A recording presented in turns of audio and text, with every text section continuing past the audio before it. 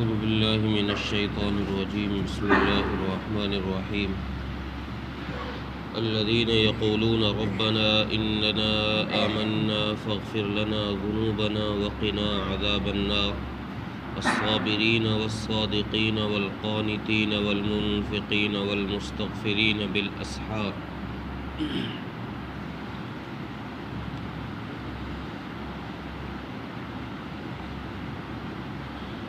اس سے پہلے ایک آیت پہلے ان لوگوں کا ذکر کیا گیا تھا جن کی نظر میں دنیا کی یہ زیب و زینتیں، عورتیں، اولادیں اور سونے چاندی کے ڈھیر، نشان لگے گھوڑے، چوپائے، جن کی نظر میں یہ چیزیں زینت ہیں، اللہ تبارک و تعالیٰ نے ان کے لیے فرمایا اسی آیت کے ختم پر کہ ان کو پتہ نہیں ہے کہ ہمارے پاس اپنے بندوں کے لیے جو ہمارے ماننے والے ہیں ان کے لیے ہم نے کیا کچھ رکھا ہے۔ پھر اگلی آیت میں ان چیزوں کا ذکر فرمایا جو اللہ تبارک و تعالیٰ کے پاس ہے نیک بندوں کے لیے، جو اللہ سے ڈرنے والے لوگ ہیں۔ اللہ فرما رہا ہے کہ ہمارے پاس ان کے لیے ایسے باغات ہیں جن کے نیچے سے نہریں جاری ہیں اور وہ ان میں ہمیشہ ہمیش رہیں گے، اور ہم نے ان کے لیے پاک صاف بیویاں بھی تیار کر کے رکھی ہیں۔ پھر اس آیت کے اندر ان دو آیتوں میں جو پیچھے لوگ بتائے گئے جن کے لیے یہ چیزیں تیار ہیں، ان دو آیتوں میں ان لوگوں کی صفات بیان کی گئی ہے کہ کون ہیں وہ لوگ جن کے لیے یہ نہریں اور حوریں تیار ہیں۔ تو ان آیتوں میں ان کی صفات بیان کی گئی ہے۔ اللہ تبارک و تعالیٰ نے پہلی آیت میں فرمایا کہ ان لوگوں کی پہلی صفت تو یہ ہے، پہلی پہچان یہ ہے کہ وہ اپنے رب سے التجا کرتے ہیں، اپنے رب سے فریاد کرتے ہیں کہ اے ہمارے رب ہماری مغفرت فرما، ہمارے گناہوں کو معاف فرما۔ اس آیت کے اندر ایمان والوں کا ذکر ہے اور اس کے ساتھ ساتھ اس طرف بھی اشارہ ہے۔ تفسیر مظہری لکھتے ہیں کہ اس آیت میں اشارہ اس طرف ہے کہ ایمان کا ہونا یہ استحقاق پیدا کر دیتا ہے مغفرت کا، یعنی آدمی کو ایمان کا آ جانا مغفرت کا مستحق بنا دیتا ہے کہ اس کی مغفرت تو ہوگی۔ جس کو اللہ نے ایمان دے دیا، اللہ تبارک و تعالیٰ گویا اس کی مغفرت کا فیصلہ فرمائیں گے، اس کو معاف فرمائیں گے۔ اور حضرت معاذ رضی اللہ تعالیٰ عنہ یہ فرماتے ہیں کہ ایک دن رسول اللہ صلی اللہ علیہ وسلم نے ارشاد فرمایا کہ بندوں پر اللہ کا حق ہے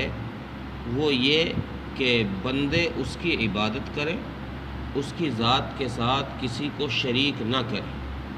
یہ بندوں پر حق ہے اللہ کا۔ پھر آگے حدیث بیان فرماتے ہیں کہ اللہ پر حق یہ ہے کہ وہ غیر مشرکوں کو عذاب نہ دے، یعنی جو اس کی ذات کے ساتھ شرک نہیں کرتے ان کو اللہ عذاب نہ دے، یہ اللہ پر حق ہے بندوں کا۔ پھر فرماتے ہیں حضرت معاذ رضی اللہ تعالیٰ عنہ کہ میں نے رسول اللہ صلی اللہ علیہ وسلم سے کہا کہ یا رسول اللہ میں یہ خوشخبری بندوں کو نہ سنا دوں، اپنے اور بھائیوں کو یہ بات نہ بتا دوں؟ تو رسول اللہ صلی اللہ علیہ وسلم نے ارشاد فرمایا کہ معاذ نہیں، یہ بات تمہیں کسی کو بتانی نہیں ہے، کیونکہ اگر اس بات کا علم لوگوں کو ہو گیا تو لوگ اسی پر بھروسہ کر کے بیٹھ جائیں گے کہ بھئی میں اللہ کی ذات کے ساتھ کسی کو شریک نہیں کر رہا، بس اس پر بھروسہ کر کے بیٹھ جائیں گے، اللہ کو معاف تو کرنا ہی ہے، عذاب تو دینا ہی نہیں ہے۔ اب اور باقی اعمال جو ہیں خیر کے اعمال ان کو نہیں کرے گا۔ اعمال خیر چھوڑ دے گا بندہ، صرف اسی پر بھروسہ کر کے بیٹھ جائے گا۔ اس لیے فرمایا کہ یہ بات لوگوں کو نہ بتانا۔ اگلی آیت میں ان کے اوصاف بیان کیے گئے ہیں، ان ایمان والوں کے جو اپنے رب سے مغفرت مانگتے ہیں، گناہوں کی معافی مانگتے ہیں، ان کی صفات بیان کی گئی ہیں کہ ان کے اندر کیا کیا خوبیاں ہیں۔ پہلی خوبی یہ بتائی گئی الصابرین، کہ یہ لوگ مشقت کے وقت میں جمنے والے ہیں، صبر کرنے والے ہیں، اپنی نفسانی خواہشات پر عمل نہیں کرتے۔ کوئی حالات ایسے پیدا ہو گئے کہ گناہوں کو مجبور ہونا پڑ جائے، کسی گناہ کے نفسانی خواہشات کے پورا کرنے کی کہیں مجبوری آ جائے، تو یہ لوگ اس مجبوری پر جو پریشانی، جو تکلیف آئے گی، وہ اس کو برداشت کر جائیں گے، لیکن اس گناہ کے کام کو نہیں کریں گے۔ خواہشات نفسانیہ سے بچنے والے لوگ ہیں اور نیکی کرنے والے لوگ ہیں، یہ برائی سے بچتے ہیں، نیکی پر جمتے ہیں، یہ ان کی پہلی صفت بیان کی گئی۔ اور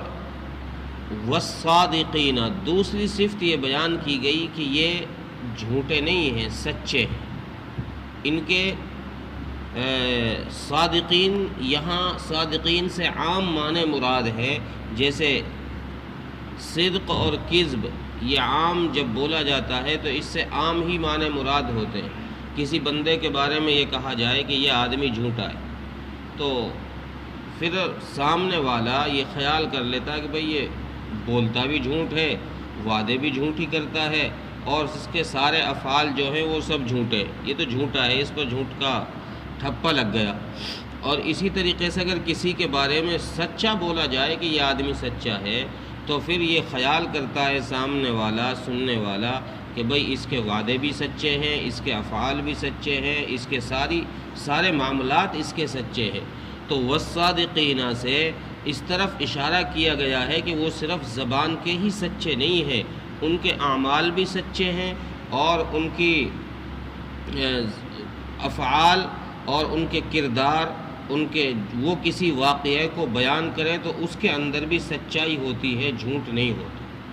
کسی سے کوئی بات نقل کرتے ہیں، کسی کا پچھلی واقعات میں سے کوئی واقعہ اگر وہ نقل کرتے ہیں تو یہ سچائی میں داخل ہوتا ہے، اور ان کی سب سے بڑی سچائی یہ ہے کہ وہ کلمہ شہادت اشہد ان لا الہ الا اللہ و اشہد ان محمدا عبدہ و رسولہ کی گواہی دیتے ہیں۔ یہ ان کی سب سے بڑی سچائی۔ تو تیسری صفت یہ بیان کی گئی کہ والقانتین،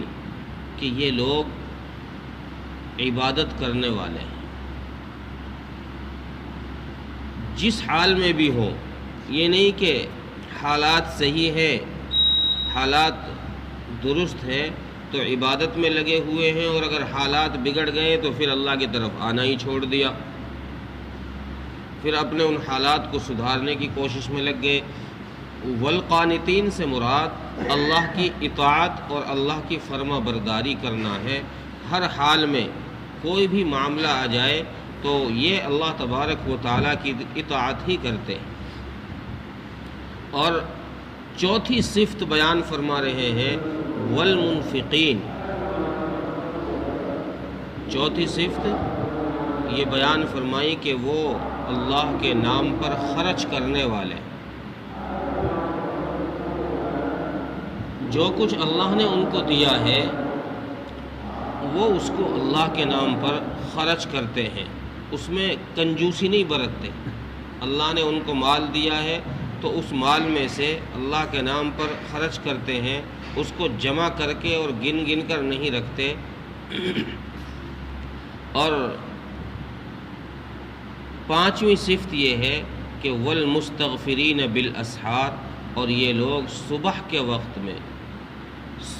وقت میں یہ لوگ اپنے رب سے استغفار بھی کرتے ہیں۔ اب چونکہ اس سے پہلے والمستغفرین سے پہلے جو چار صفتیں بیان کی وہ اثباتی صفتیں تھی کہ یہ لوگ یہ کام بھی کرتے ہیں، یہ کام بھی کرتے ہیں۔ اب خدشہ یہ تھا کہ بھئی چلو ان کے اچھے کام ہیں، یہ نماز بھی پڑھتے ہیں، صبر بھی کرتے ہیں، سچ بھی بولتے ہیں، خرچ بھی کرتے ہیں، تو انسان کے اندر ایک عجب نہ آ جائے، بڑائی نہ آ جائے کہ یار میں تو بہت دیندار آدمی ہوں، میری تو تہجد بھی ناگہ نہیں ہوتی، اور میں تو دینداروں کی فہرست میں اور دینداروں کی لائن میں کھڑا رہتا ہوں۔ تو آگے اللہ فرما رہے کہ ان کے اندر عجب بھی نہیں آتا، یہ اپنے اس عمل پر، صدقہ کرنے پر، صبر کرنے پر، عبادت کرنے پر، خرچ کرنے پر، یہ اعمال کرتے ہیں، اس اعمال پر ہم سے استغفار بھی کرتے ہیں صبح کے وقت میں کہ اللہ یہ عمل جو ہم نے کیا ہے، آج جو صدقہ کر دیا یہ تیری توفیق سے ہوا، آج میں نے نماز پڑھی یہ تیری توفیق سے ہوئی ہے، اور آج میں نے جو خرچ کیا ہے یا پھر جو مشقت پہ صبر کیا ہے، میں جو حالات پر جمع رہا ہوں الہ العالمین، یہ تیری توفیق سے ہے، اگر تیری توفیق شامل حال نہ ہوتی تو پھر میں اس قابل نہیں تھا کہ میں اس کام کو کر جاتا، اس عمل کو کر جاتا۔ اس لیے صبح کے وقت میں یہ اپنے رب سے استغفار کرتے ہیں۔ یہاں صبح کا ذکر کیوں کیا؟ تفسیر مظہری لکھتے ہیں کہ اس لیے کیا ہے کہ حضرت ابو ہریرہ رضی اللہ تعالیٰ عنہ کی ایک روایت ہے کہ جس میں رسول اللہ صلی اللہ علیہ وسلم ارشاد فرماتے ہیں کہ صبح کا وقت دعا کے قبولیت کے زیادہ قریب ہے۔ سحر کا جو وقت ہے، صبح صادق سے کچھ پہلے کا جو وقت ہے، وہ زیادہ قبول ہے اس بات کے کہ اس وقت میں دعا قبول کی جائے۔ اور ایک حدیث میں ہے کہ اللہ تبارک و تعالی سحر کے وقت میں آسمان دنیا پر نزول فرماتے ہیں، اور پھر یہ اعلان فرماتے ہیں کہ ہے کوئی مانگنے والا ہم اس کو عطا کریں، ہے کوئی مغفرت چاہنے والا ہم اس کی مغفرت کریں، ہے کوئی ہم سے التجا کرنے والا ہم اس کی فریاد پوری کریں۔ اور بخاری کی روایت میں اس میں اور اضافہ ہے، اس میں یہ ہے کہ اللہ تبارک و تعالیٰ اپنے دونوں ہاتھوں کو پھیلا کر یہ ارشاد فرماتے ہیں کہ ہے کوئی بندہ جو ایسے شخص کو قرض دے کہ جو اس قرض کو صحیح معنی میں واپس لوٹا دے گا، اس میں کسی قسم کی کمی نہیں کرے گا۔ ایک یہ ہے نا کسی کو قرض دے دے تو ڈر یہ ہے کہ یار پتہ نہیں لوٹائے گا کہ نہیں لوٹائے گا۔ اللہ فرماتے ہیں کہ کون ہے ایسا بندہ جو ایسے شخص کو قرض دے کہ جس کے یہاں کوئی خدشہ نہیں ہے اس بات کا کہ اس کا قرض ختم کر دیا جائے گا، مار دیا جائے گا، بلکہ اس کا قرض پورا پورا لوٹا دیا جائے گا۔ حضرت حسن بصری رحمۃ اللہ علیہ نے حضرت لقمان حکیم کا ایک قول نقل کیا ہے کہ حضرت لقمان حکیم نے اپنے بیٹے سے کہا کہ بیٹے تو مرغ سے بھی زیادہ عاجز نہ بن، مرغ سے بھی زیادہ عاجز نہ بن، کیونکہ مرغ صبح سویرے ہی اللہ کو پکارنا شروع کر دیتا ہے، شور مچانا شروع کر دیتا ہے۔ تو اس وقت میں بھی اگر بستر پر پڑا رہے گا تو مرغ سے بھی زیادہ عاجز ہے۔ اس لیے صبح کے وقت بہت زیادہ اہتمام کرنا چاہیے دعاؤں کا، کہ چونکہ یہ دعا کے قبولیت کا وقت ہے۔ اور حضرت ابن عمر رضی اللہ تعالیٰ عنہ کی ایک روایت ہے کہ ان کے ایک غلام تھے حضرت نافع۔ حضرت ابن عمر رضی اللہ تعالیٰ عنہ رات میں جب تہجد پڑھتے تو نافع سے کہہ دیتے کہ نافع ذرا خیال رکھنا کہ صبح صادق جب ہو جائے تو مجھے اطلاع کر دینا، صبح جب ہو جائے سویرا سحر کا وقت ہو جائے تو مجھے اطلاع کر دینا۔ پھر حضرت ابن عمر بار بار سلام پھیرتے جب نماز سے تو بار بار نافع سے پوچھتے کہ نافع کیا سحر ہو گئی؟ اگر وہ کہتے کہ نہیں ہوئی تو حضرت ابن عمر نماز میں مشغول ہو جاتے، اور اگر وہ کہتے کہ جی سحر ہو گئی ہے تو حضرت ابن عمر رضی اللہ تعالیٰ عنہ دعا میں مشغول ہو جاتے اور فرماتے کہ یہ دعا کے قبولیت کا وقت ہے، اس وقت بندے کو اللہ سے مانگنا چاہیے، سحر کے وقت میں، صبح صادق کے قریب، جب اللہ اور بندے کے درمیان کوئی حائل نہیں ہوتا، سب بستروں میں پڑے رہتے ہیں اور اپنے اپنے جگہوں پر ہوتے ہیں، اس وقت اللہ سے مانگنے کا ایک الگ ہی مزہ ہے اور اللہ سے باتیں کرنے کا الگ ہی ایک لطف ہے، اور اللہ تبارک و تعالیٰ اس وقت میں جو سنتا ہے فریادوں کو، وہ اور وقت میں اس طریقے سے نہیں سنوائی ہوتی۔ اس لیے ان اوقات کا اہتمام کیا جائے اللہ سے مانگنے کا۔ اسی لیے یہاں یہ صفت بیان کی گئی ہے اللہ والوں کی، کہ ان کی پہچان، جو اللہ کے مقرب بندے ہیں، نیک بندے ہیں، ان کی صفات میں سے ایک صفت یہ بیان کی گئی کہ وہ صبح کے وقت میں اللہ تبارک و تعالیٰ سے استغفار کرتے ہیں، اپنے کیے پر معافی مانگتے ہیں کہ اللہ تیری شان اعلیٰ ہے، ہم نے جو جتنے نیک اعمال کیے ہیں، ان نیک اعمال کو کما حقہ ہم ادا نہیں کر سکتے۔ ہم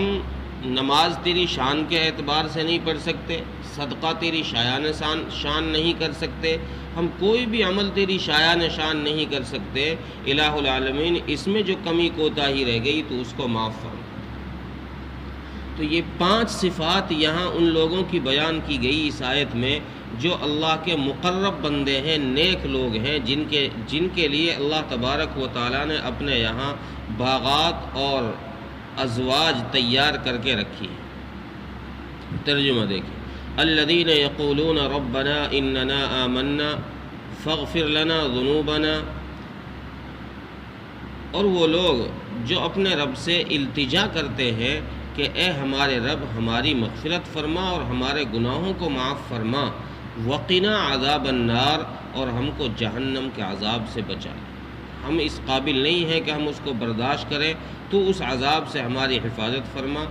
الصابرین، کون لوگ ہیں وہ لوگ ہیں جو صبر کرتے ہیں، مشقت میں صبر کرنے والے لوگ ہیں۔ والصادقین، اور سچ بولنے والے ہیں۔ والقانتین، اور عبادت کرنے والے ہیں۔ والمنفقین، اور اللہ کے نام پر خرچ کرنے والے ہیں۔ والمستغفرین بالاسحار، اور صبح کے وقت میں وہ اللہ تبارک و تعالیٰ سے معافی مانگنے والے۔ اللہ تبارک و تعالیٰ